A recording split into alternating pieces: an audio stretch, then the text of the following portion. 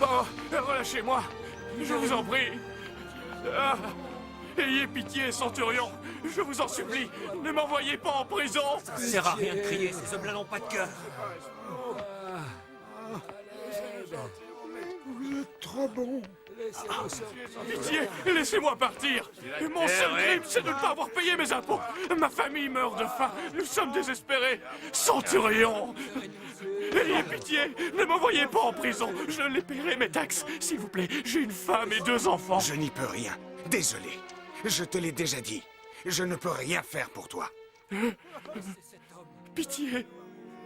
Ayez pitié. Rome ne peut offrir aucune compassion à nous, pauvres hommes. Je ne peux vraiment rien faire pour toi. Non, non, je vous en supplie. Épargnez-moi. Pensez à ma famille. S'il vous plaît. S'il vous plaît. Tu vas te taire, avance! Ce mendiant peut marcher. Mais c'est un miracle.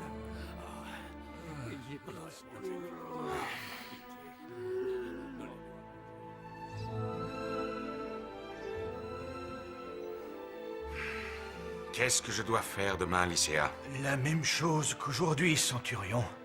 Le magistrat dit qu'il y a encore des centaines de personnes à arrêter. Je vois, je vois. Je te remercie, Lycéa. Lycéa, est-ce que je peux te parler un instant?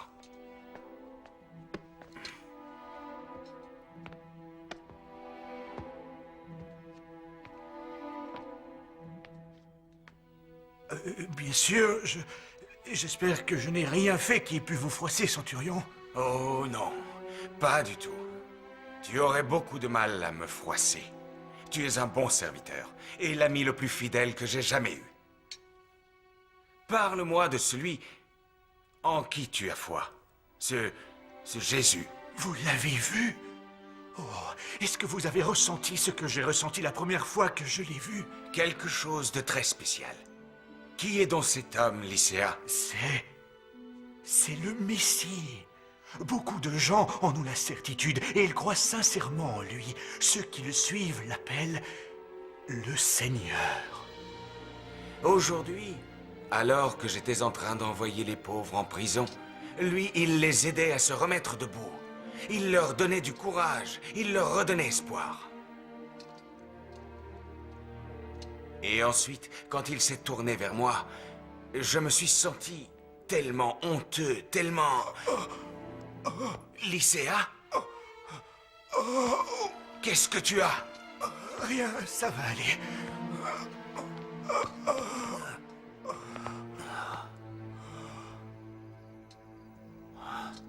Alors? Je suis désolé, cher Flavius.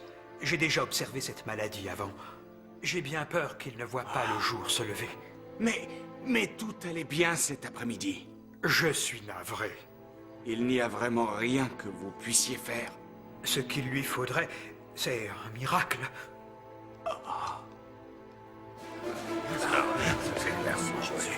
Excusez-moi, laissez passer, s'il vous plaît. C'est urgent. Voilà les ennuis qui commencent, maître.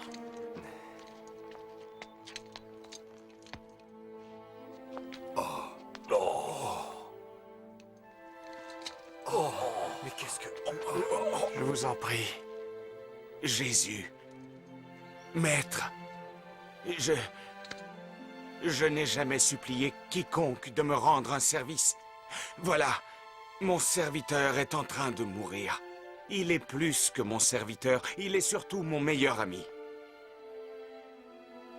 Si quelqu'un peut l'arracher à la mort, il n'y en a qu'un et... c'est vous, Seigneur. Oh, vous avez entendu ce qu'il a dit? Il l'appelle Seigneur. Je vais venir, et je vais le guérir. Oh, non, non, Seigneur. C'est que je ne suis pas digne de vous recevoir dans ma demeure, mais comme vous venez de dire que vous pourriez le guérir, je sais très bien que vous allez réussir. Je n'ai encore jamais rencontré une foi aussi sincère sur la terre d'Israël. Continue ta route. Ta foi en moi sera récompensée et je t'exaucerai. Ah.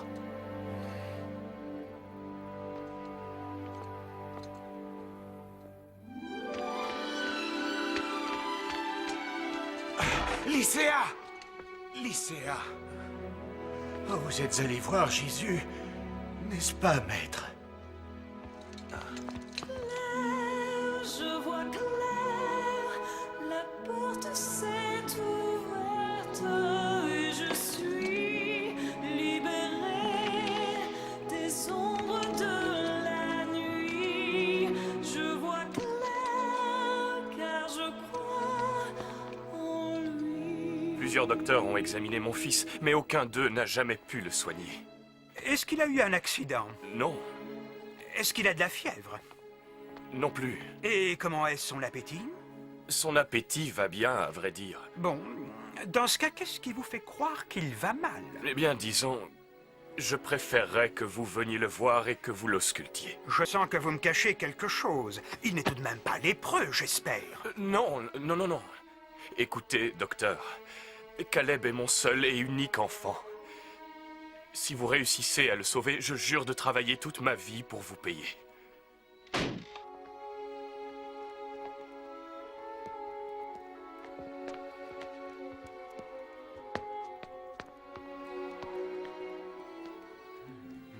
Son pouls est tout à fait normal.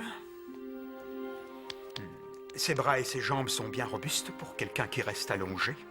C'est que... il ne reste pas toujours allongé. Quelquefois, disons même plutôt assez souvent, il devient soudainement très agité.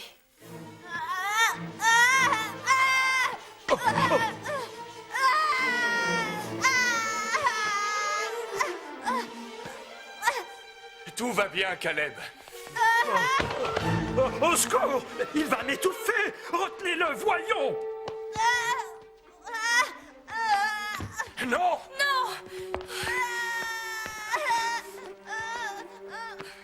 Ça va aller. Calme-toi, Caleb.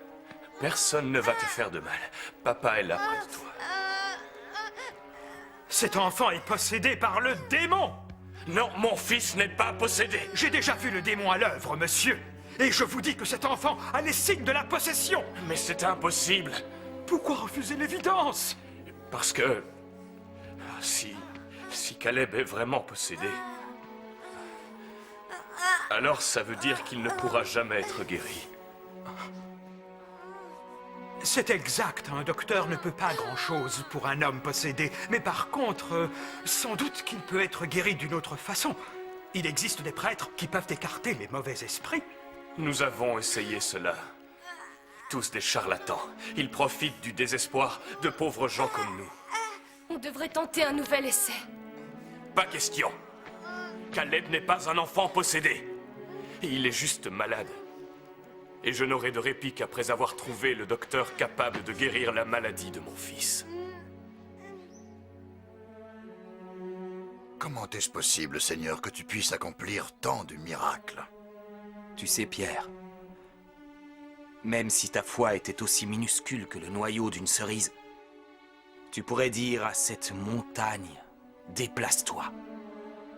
Et elle se déplacerait. Quelle que soit la chose que tu désires, si tu pries de toute ta foi, si tu y crois vraiment de toutes tes forces, alors tu obtiendras ce que tu désires. Suivez-moi, il est par là.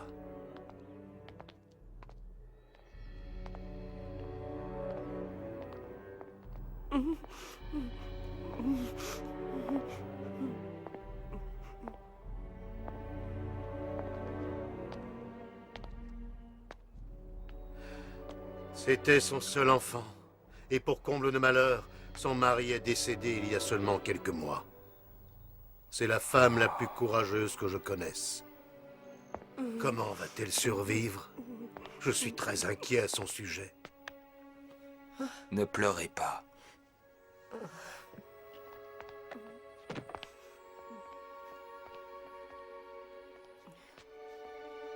Jeune homme, je te le demande. Lève-toi et marche.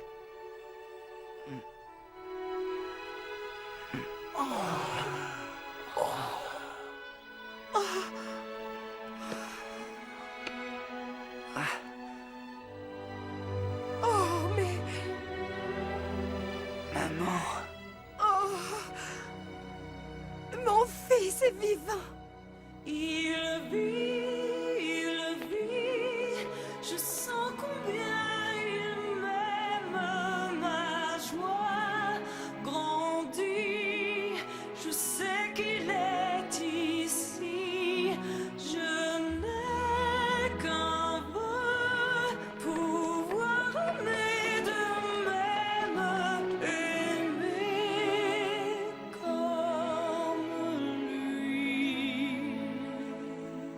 Le moment est venu pour vous de parcourir le monde et de poursuivre les actions que j'ai moi-même accomplies. Je vous ai transmis le pouvoir de chasser les mauvais esprits, et aussi celui de guérir toutes les formes de maladies qui existent, et même le pouvoir de ressusciter les morts. Et souvenez-vous, aucune chose n'est impossible à accomplir pour l'homme qui a la foi. Et lorsque vous ferez ces choses, ne demandez rien en retour. Vous avez reçu ces dons généreusement, utilisez-les de la même façon. Allez parcourir le monde et n'ayez aucune crainte. Pauvre petit Caleb, tu crois que ça va lui plaire? Tous les enfants aiment les jouets. Tu sais ce qui serait bien? Imagine qu'en lui donnant ce jouet, Caleb soit tellement content qu'il en redevienne normal. Ah, je suppose que tout est possible. L'aumône pour les pauvres et les aveugles. Aideriez-vous un aveugle, monsieur? Ça fait des jours qu'on n'a pas récolté un sou. Isaacar, je meurs de faim, tu sais. Je sais, moi aussi. Allons chez le vieux Joël. Il nous donne toujours quelque chose à manger. Bon, d'accord. Mais, souviens-toi, on ne doit pas parler du jouet qu'on a fabriqué pour Caleb. Il n'est pas encore terminé. Non, mais tu sais très bien que je ne sais pas garder un secret. Il va pourtant falloir que tu le fasses, Ben. Allez. Oh, oui. Je suis sûr que tu peux y arriver. Maintenant, tu vas répéter après moi. Je peux garder un secret, je peux garder un secret, je peux garder un secret, je peux garder un secret. Je crois que ça marche. Je peux garder un secret. Je peux garder un secret. Je peux garder un secret. Ça y est, ça fonctionne. Je suis désolé, Caleb. Mais je ne veux pas que tu te fasses de mal. Quand tu iras mieux, tu seras libre de te déplacer où tu voudras. Je te le promets. Bonne journée, Joël. Regarde ce qu'on est en train de faire pour Caleb. Voyons, Ben. Oh, je suis vraiment désolé, Isaacar. J'ai pourtant essayé. Oui, mais tu n'as pas essayé assez fort. C'est vraiment très joli. Caleb va l'adorer, j'en suis sûr. Comment va notre petit Caleb? Il ne va pas très bien, j'en ai peur. C'est très difficile. Je suis obligé de l'enchaîner à son lit. Oh, je suis vraiment triste, Joël. Mais c'est encore ce qu'il y a de mieux pour lui. Corinne a fait cuire du pain ce matin. Tenez. Vous êtes un homme de cœur, Joël. Une source de lumière dans un monde de ténèbres. Joël!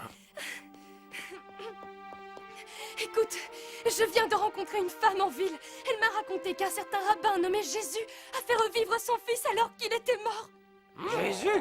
Corinne! Cet homme est un faiseur de miracles. Joël, il a transmis son pouvoir à 12 autres hommes. 2 d'entre eux sont ici à Capharnaüm. Des faiseurs de miracles? Ils sont ici à Capharnaüm? Oh, ils peuvent peut-être faire quelque chose pour nous, Isaacar. Joël! Corinne, tu le sais bien, toi. Je ne désire rien de plus au monde que de trouver le moyen de guérir notre fils. Mais je t'en prie, nous n'avons pas les moyens de gaspiller de l'argent pour 2 faux prêtres. Il faut que tu saches, Joël, que ces hommes n'acceptent jamais d'argent de ceux qu'ils sauvent. Oh oui, je trouve ça plutôt difficile à croire. Caleb? Caleb! Caleb! Oh, le voilà! Mais qu'est-ce qu'il fait là-bas? Joël! Caleb! Mon fils! Caleb! Non!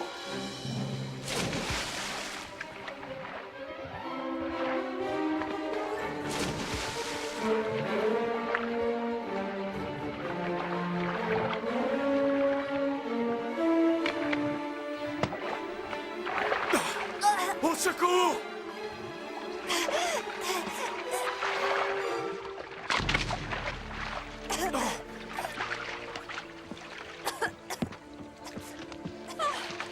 Caleb.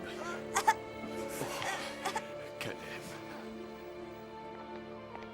Merci encore. Je n'oublierai jamais ce que vous avez fait pour moi. Que Dieu vous bénisse, femme. S'il vous plaît, on dit que vous avez le pouvoir de guérison. Tant que vous croyez que j'ai ce pouvoir, alors je l'aurai. Que me coûtera de faire appel à ce pouvoir? Avoir foi en notre Maître et Seigneur Jésus, c'est le seul prix que je demande.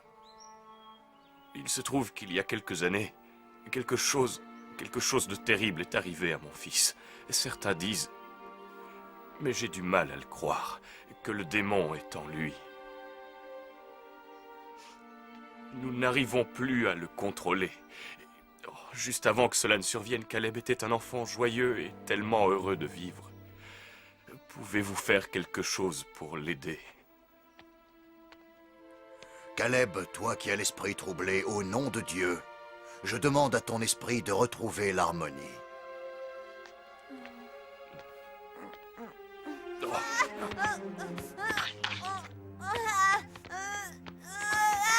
Attendez, je m'occupe de lui, je réessaie. Oh mon Dieu tout-puissant, avec l'aide de votre pouvoir divin, j'ordonne au démon qui habite ce corps de le quitter maintenant.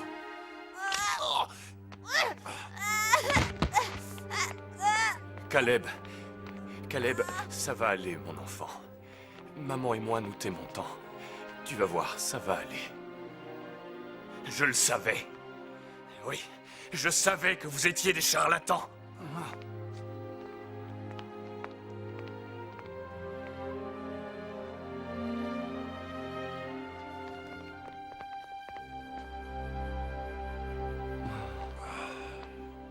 Oh.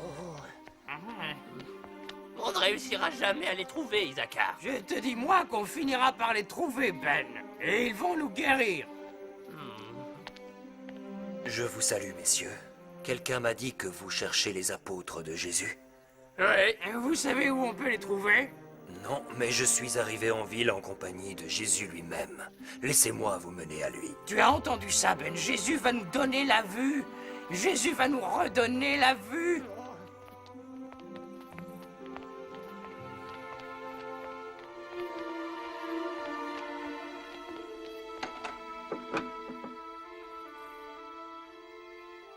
Oh, est-ce bien vous, Seigneur Jésus? Oui, c'est bien lui, Ben. Je sens bien sa présence. Êtes-vous certain que j'ai le pouvoir de vous redonner la vue? Oh, ben oui. J'en ai la certitude, oui. Seigneur. Dans ce cas, si vous croyez en mon pouvoir de guérison, alors vous serez guéri.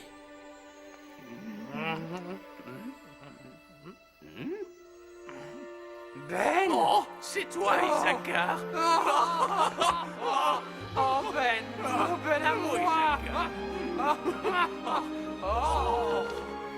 Merci de tout notre cœur, Seigneur. Maintenant, allez. Et ne racontez à personne ce qui vient de se passer. Oh. La nuit, le jour, je vois partout sa gloire. Les yeux ouverts, j'ai retrouvé l'espoir. Je vois aujourd'hui ceux qui sont trop aveugles pour voir eux aussi. Tout est clair car je crois en lui.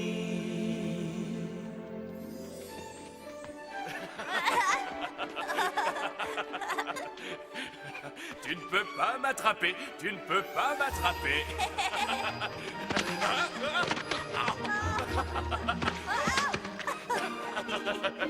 Viens par ici, garnement. Je t'ai attrapé. Non, c'est moi qui suis tombé, gredin.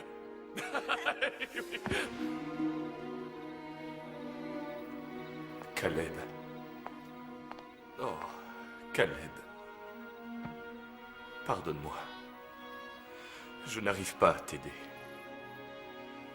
Crois-moi, j'ai pourtant fait tout ce que j'ai pu pour t'aider, mon petit. Mais je crains que tout cela n'ait servi à rien. Oh.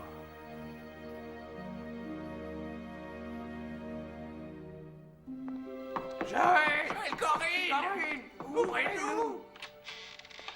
Alors, Joël, tu ne remarques rien? Oh. Oh. Je suis censé dire quoi? Faire semblant d'être encore aveugle? Qu'est-ce qui vous arrive? Regarde, c'est un vrai miracle qui se passe. Nous pouvons voir maintenant. C'est impossible, je ne peux y croire. On ne peut rien dire, on a promis. Regarde, Là, je peux voir la petite chaise. Et ici, une assiette. Et là-bas, je vois une lucarne. Et ça c'est une souris. Elle rentre dans son trou. Oh, c'est extraordinaire, les amis. Mais comment est-ce possible? Nous ne pouvons pas le dire. C'est Jésus. Ce n'est pas moi qui lui ai dit. Tu l'as vu, ça, quand même. Tout s'est passé comme vous l'avez prédit, Seigneur. Nous avons accompli des miracles. Je savais que vous réussiriez. Nous avons guéri les malades, rendu la vue aux aveugles et chassé les esprits malfaisants. Mais, maître, une seule fois, nous avons échoué. Excusez-moi.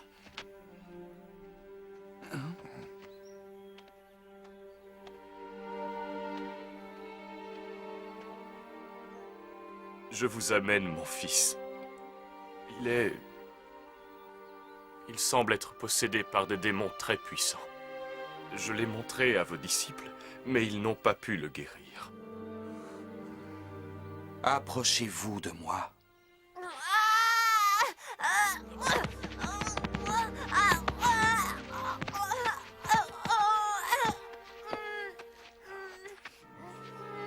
S'il vous plaît, Seigneur, est-ce que vous allez vraiment pouvoir le guérir? Je n'ai plus d'espoir. Je le pourrai si vous y croyez. Tout peut être possible à celui qui possède la foi.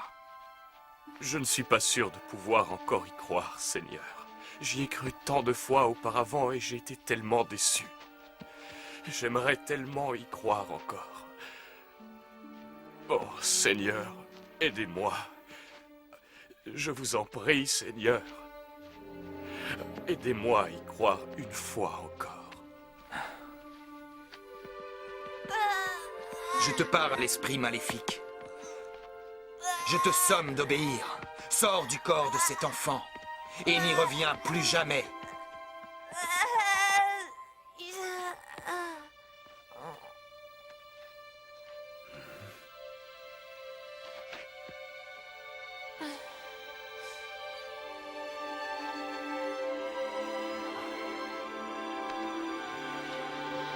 Papa? Caleb.